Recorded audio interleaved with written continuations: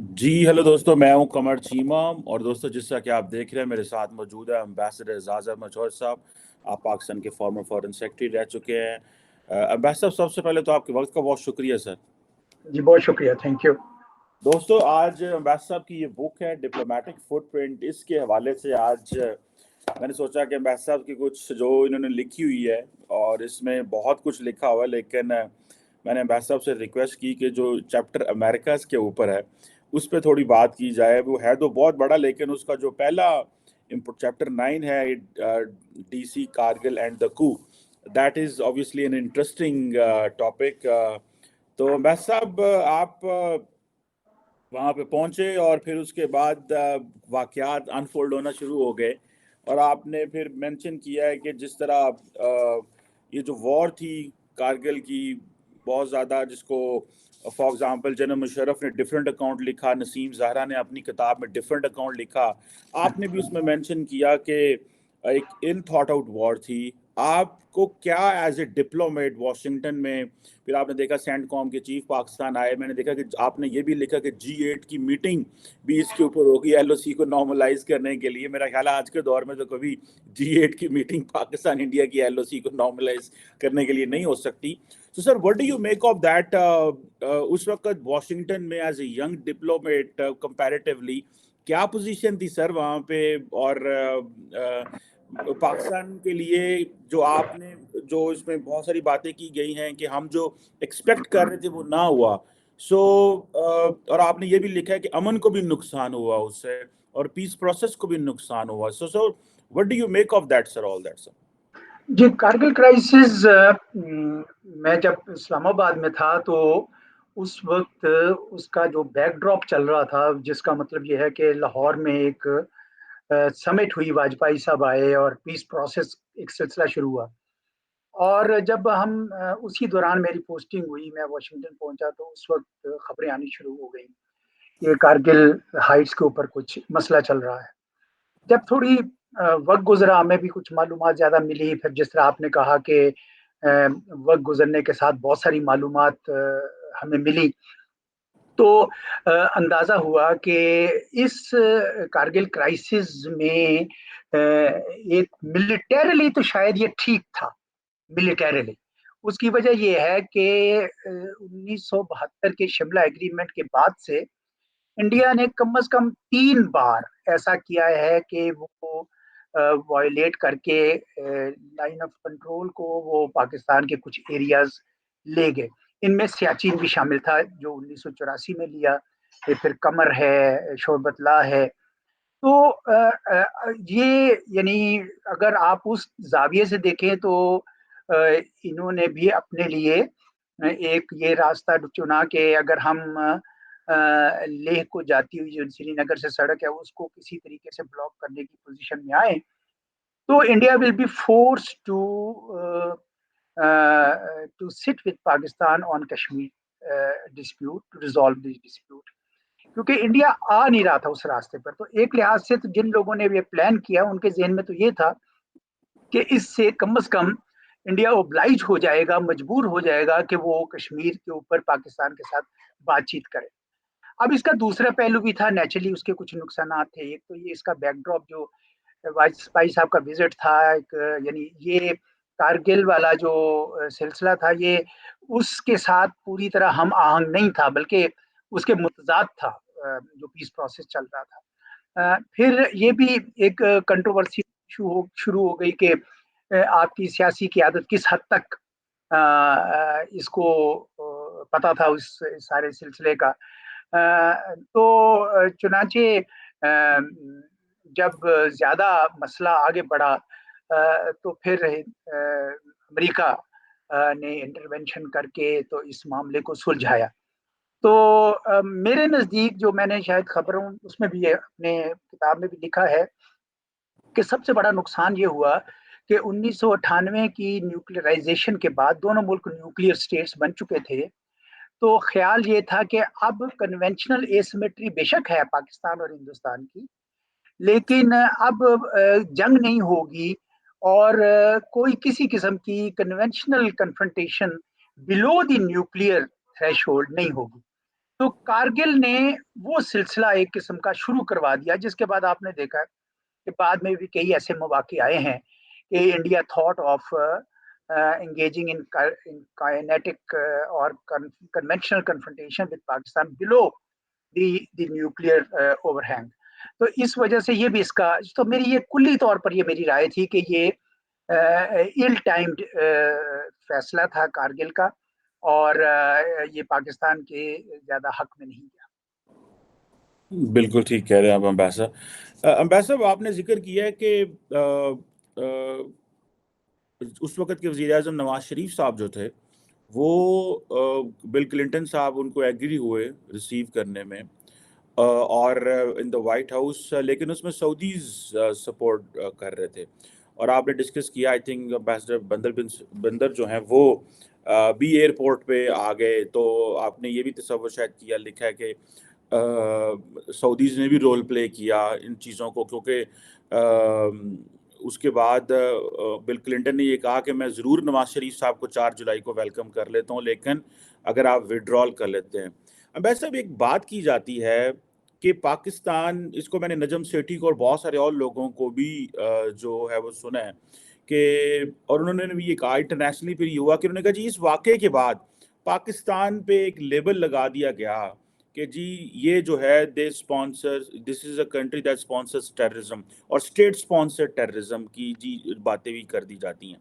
کتنا مشکل ہو گیا پاکستان کے لیے دنیا میں کیس ڈیفینڈ کرنا، اور نواز شریف صاحب کے لیے ایز اے پولیٹیشین، کیونکہ یہ بھی کہا جاتا ہے کہ ان سے پوچھے بغیر بات، کیونکہ ان کی جو پارٹی کا موقف ہے وہ تو یہ ہے کہ ہم سے پوچھے بغیر جو ہے وہ سارا کچھ کر لیا گیا، اور ہم سے پوچھا ہی نہیں گیا، اور مشرف صاحب کا کہنا یہ تھا کہ میں تو لے کے گیا تھا، میں نے بتایا تھا سارا۔ کتنا مشکل ہو گیا پاکستان کے لیے دنیا کو یقین دلوانا، اور اس دن نواز شریف صاحب کے لیے وائٹ ہاؤس میں کتنی زیادہ مشکلات تھیں، آپ کیونکہ اس گروپ کا حصہ تھے، so what do you make of that سر؟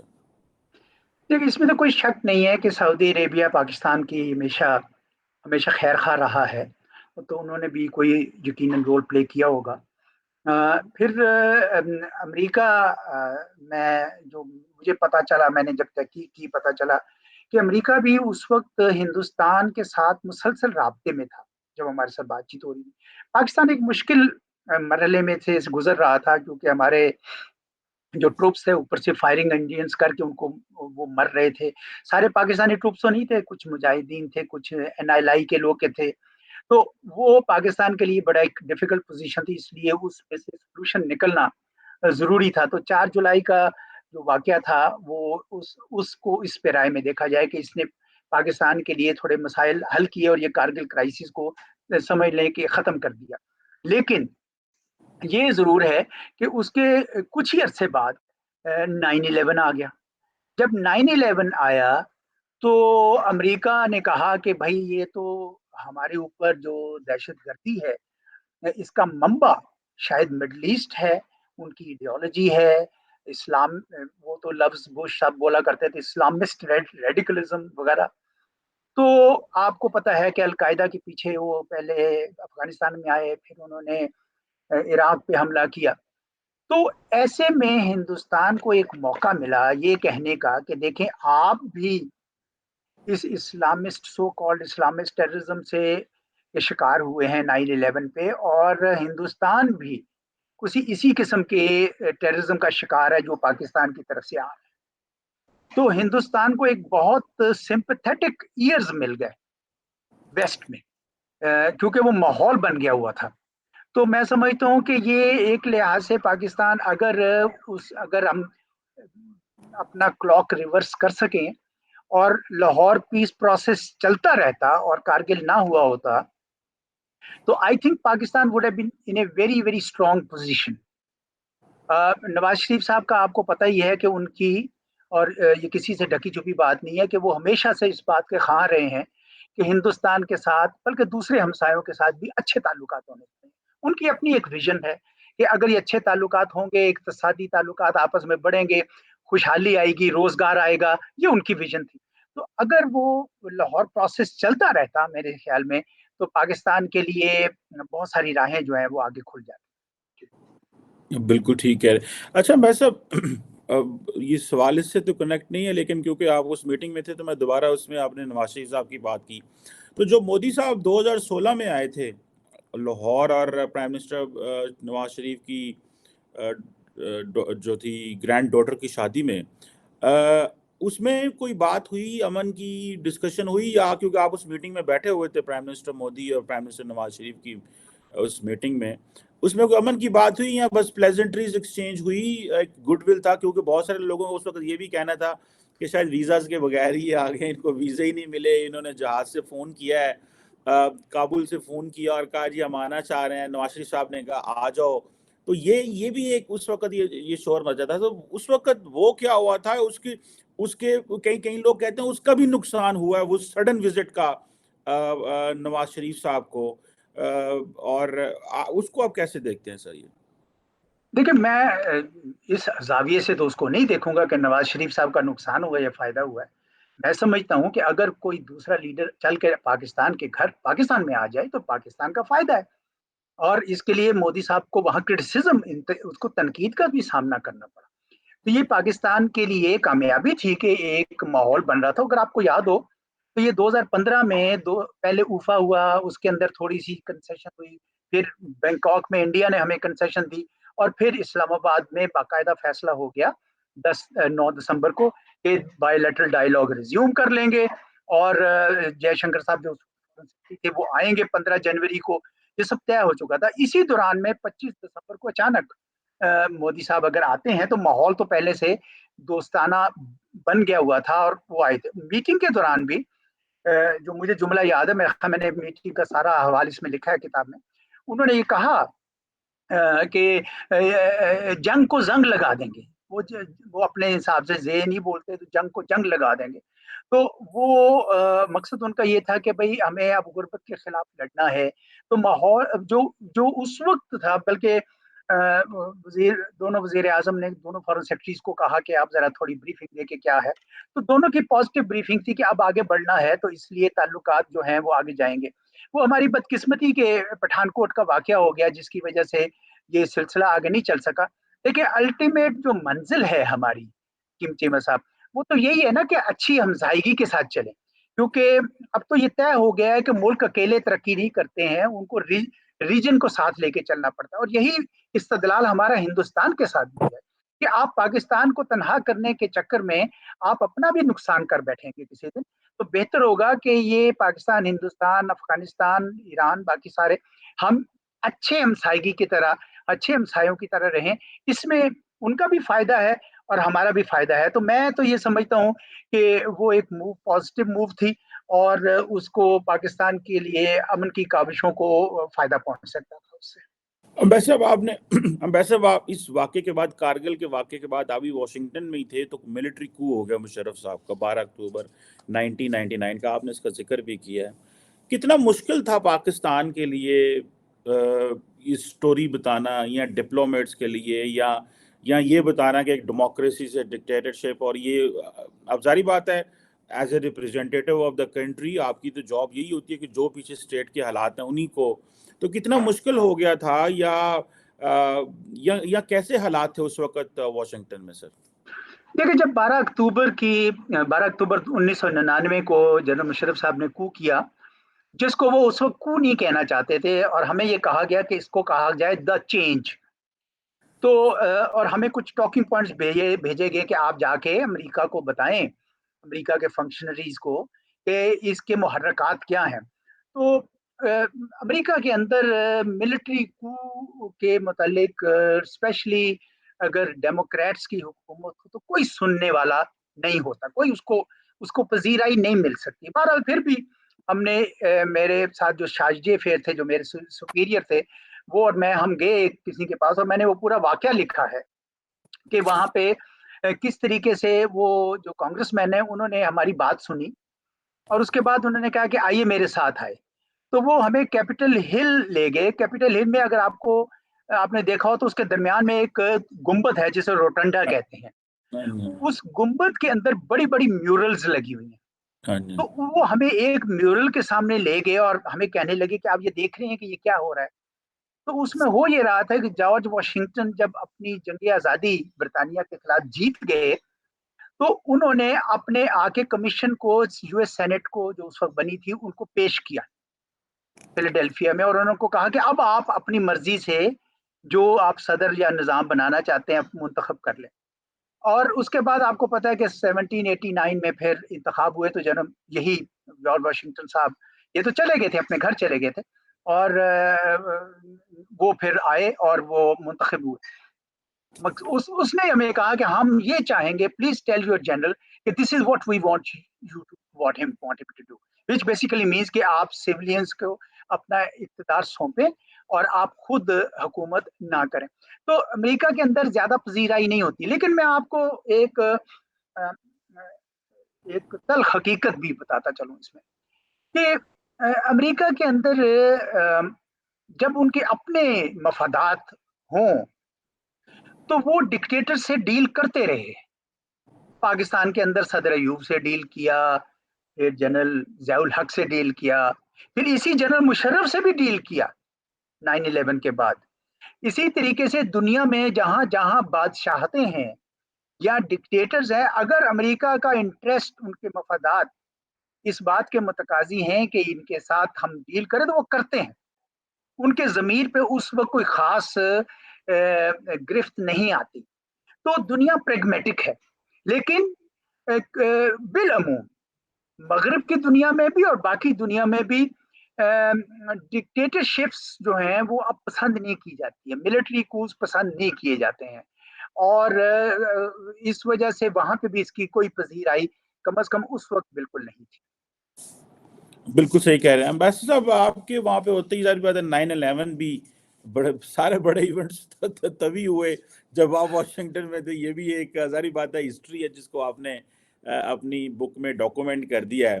سو میں دیکھ رہا ہوں کہ 9/11 کے بعد جتنی بھی سر جو سینکشنز لگیں جو پرٹیکولرلی یو این کی طرف سے ریزولوشن 1373 1267 جس کا آپ نے ذکر بھی کیا ہے، آپ کو لگتا ہے کہ 9/11 کے بعد انہی ریزولوشنز کی جکڑ میں پاکستان آ گیا اور آج بھی ہم انہی ریزولوشنز کی جکڑ میں ہیں؟ جیسے ہم FATF میں پھنسے رہے اور ابھی بھی ہمارے اوپر جو ہے وہ ہم 9/11 کو ہم نے صرف کائنیٹک آپریشن سے ڈیل کرنے کی کوشش کی، لیکن وہ جو گلوبل جو انٹرنیشنل لا تھا اس کو ہم اگنور کرتے رہے، اور جب امریکنز افغانستان سے وڈرا کیے تو ہم اس کنجے میں پھنس گئے.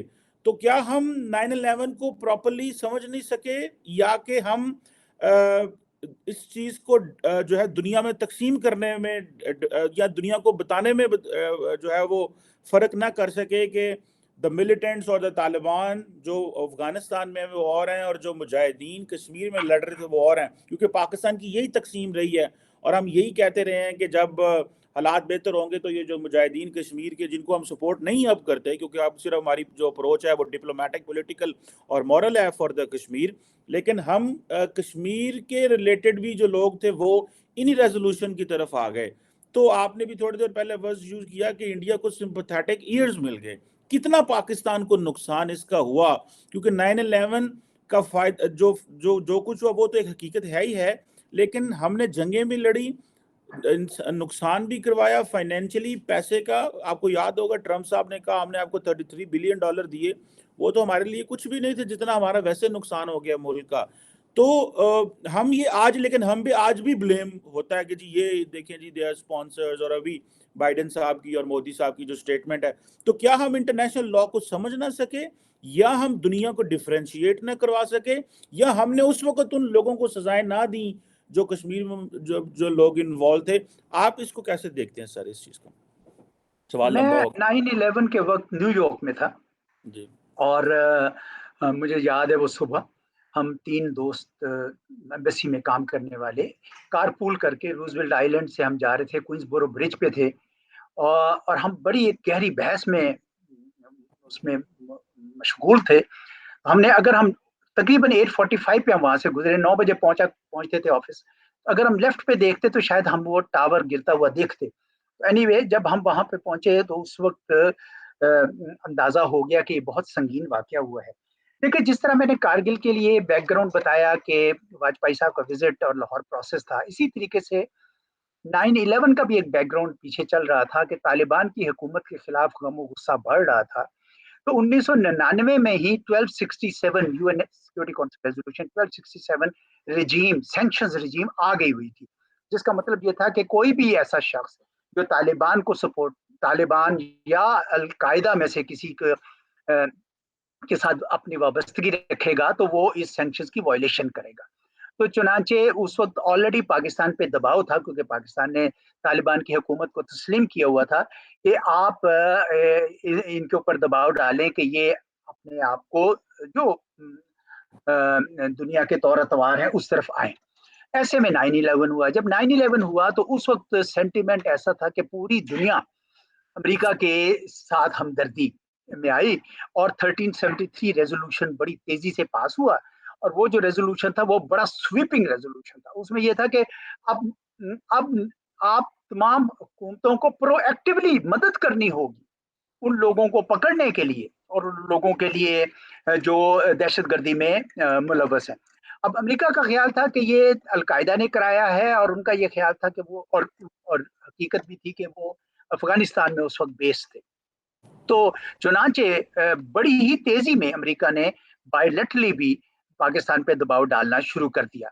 और वहां पे आपको पता है कि जनरल मुशर्रफ की किताब in the line of fire में वो सारे जुमले लिखे हुए हैं जो बोले गए उस वक्त, कि यू आर इधर विद अस और विद द टेररिस्ट। तो धमकियां बड़ी सख्त थी, तो पाकिस्तान ने वो वॉर ज्वाइन की। और आपने देखा कि उसका फिर बड़ी देर तक हमें खमियाजा भुगतना पड़ा। लेकिन ये बात तय है कि 9/11 के बाद नॉन स्टेट एक्टर्स या मिलिटेंट ग्रुप्स जो हैं उनकी स्पेस बड़ी कम हो गई। पहले तो ये होता था कि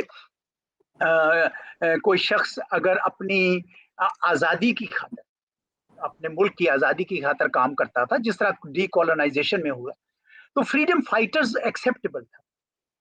तो इसलिए बाद में 9/11 के बाद ये कंफ्यूजन शुरू हो गई कि फ्रीडम फाइटर्स को भी उन्होंने टेररिस्ट कहना शुरू कर दिया। It became very difficult to distinguish कि कौन टेररिस्ट है और कौन फ्रीडम फाइटर है। तो कश्मीर के अंदर जो मुजाहिदीन लड़ रहे थे वो तो अपनी आज़ादी के लिए लड़ रहे थे, और एक इंटरनेशनल लॉ में प्रोविजन है कि आर्म्ड कॉन्फ्लिक्ट में जो जो भी अपनी आज़ादी के खिलाफ के लिए काम कर रहे हैं वो अ, असला उठा सकते हैं, वो कर सकते हैं यूज ऑफ फोर्स। तो उस लिहाज से तो उनके पास इंटरनेशनल लॉ में कवर्ड था।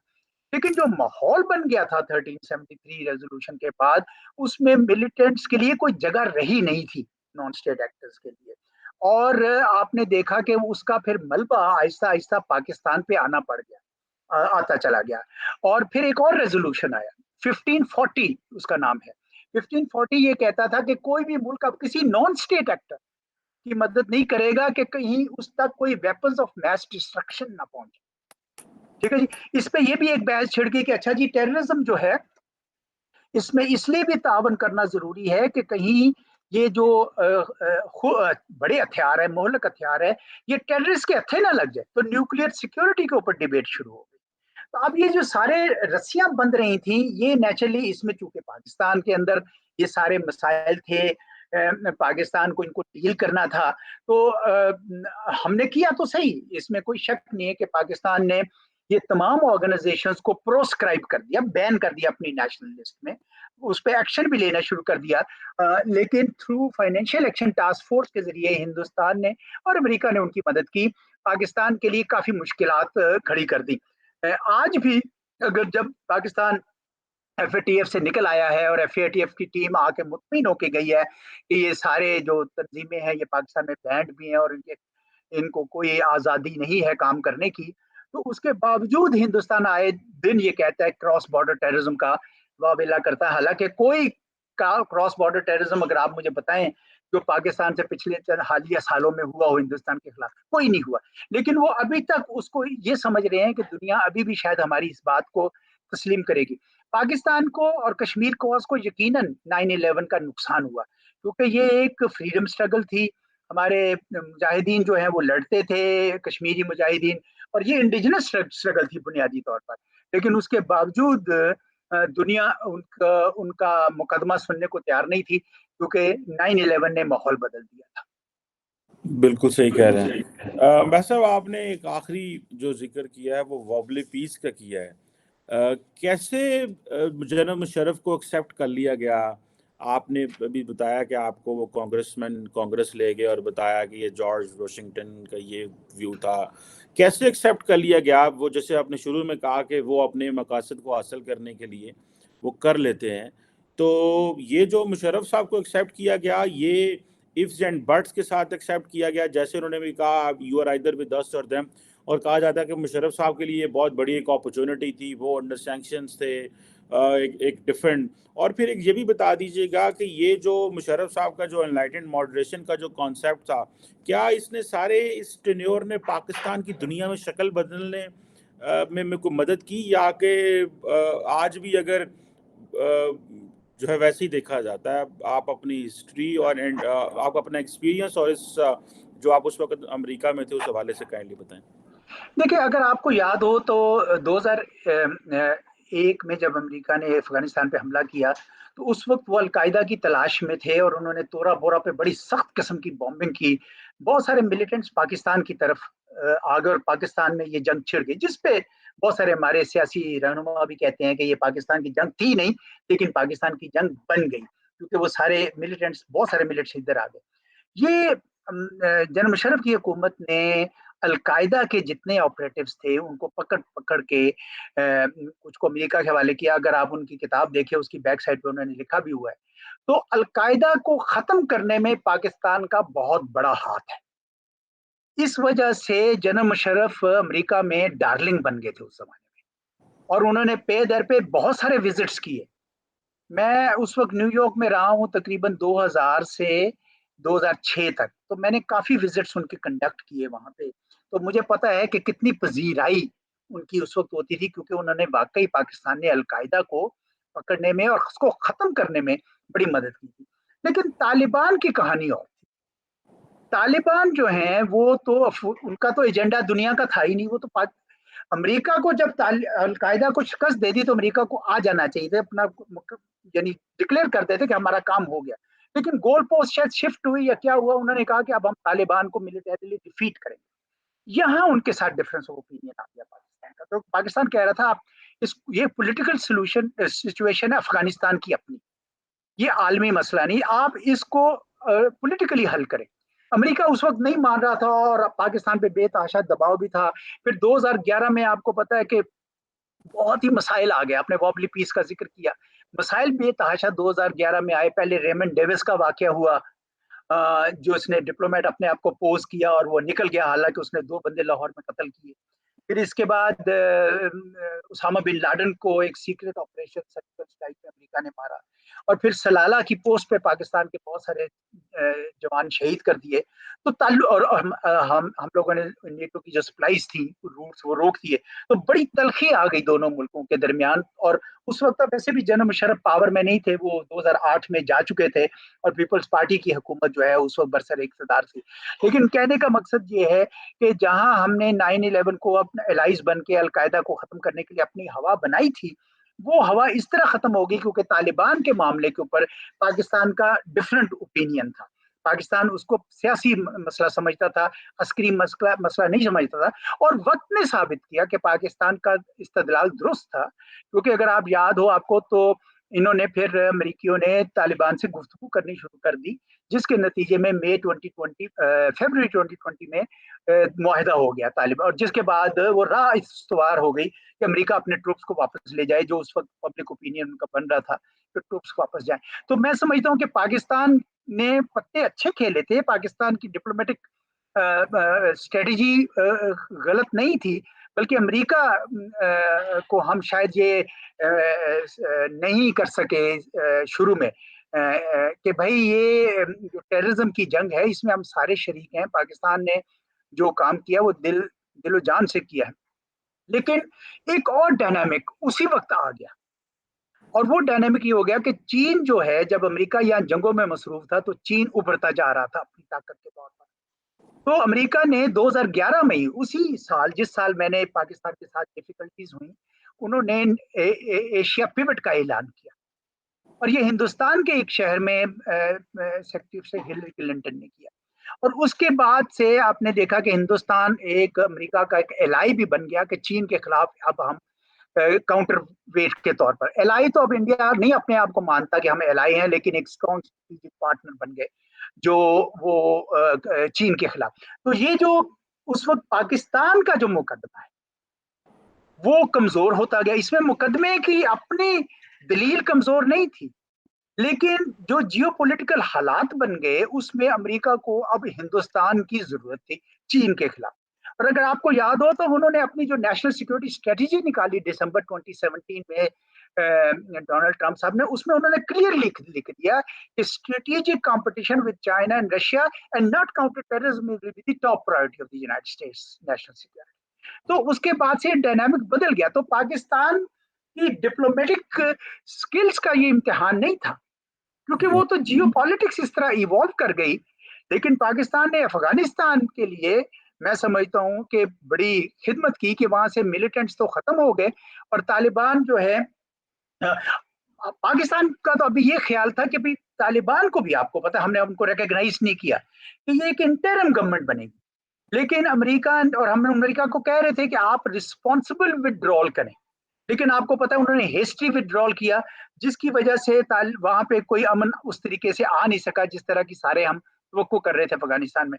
بہرحال یہ بات دوسری طرف نکلتی ہے، لیکن کہنے کا مقصد یہ ہے کہ جیو پالیٹکس اس طرح ایوالو ہوئی کہ شروع میں تو جنرل مشرف ڈارلنگ تھے، لیکن طالبان کے سوال پر اور بعد میں امریکہ کو جب ہندوستان کی ضرورت پڑی چین کے خلاف، تو اس کی وجہ سے پاکستان کی اہمیت بہت کم ہو گئی. اور باقی آپ کے سامنے ہے کہ پھر پاکستان کے لیے مشکلات پیدا ہو گئی. بالکل صحیح کہہ رہے ہیں بھائی صاحب، اور ہم بھی وہیں پہ کھڑے رہے اور شاید جو ایوالونگ سچویشن تھی اس سے کوپ اپ کرنا چاہیے تھا. بٹ سر یہ ایک لمبی بحث ہے، اور آپ کی یہ جو کتاب ہے ڈپلومیٹک فٹ پرنٹس، یہ ظاہری بات ہے یہ پڑھنے سے تعلق رکھتی ہے. تو میں نے سوچا کہ چلو میں تو جو پڑھ ہی رہا ہوں، لیکن ہم اپنے دوستوں سے اور ویور سے بھی شیئر کریں کہ اس وقت ہسٹری کیا تھی، اور یہ ایک جو پیغام ہے کیونکہ وہ پہنچے جیسے بھی پہنچے. اور thank you very much ambassador صاحب فار یور ٹائم. بہت شکریہ، بہت شکریہ. ٹاکنگ ٹو یو سر، بہت شکریہ سر. Pleasure is mine. Thank you.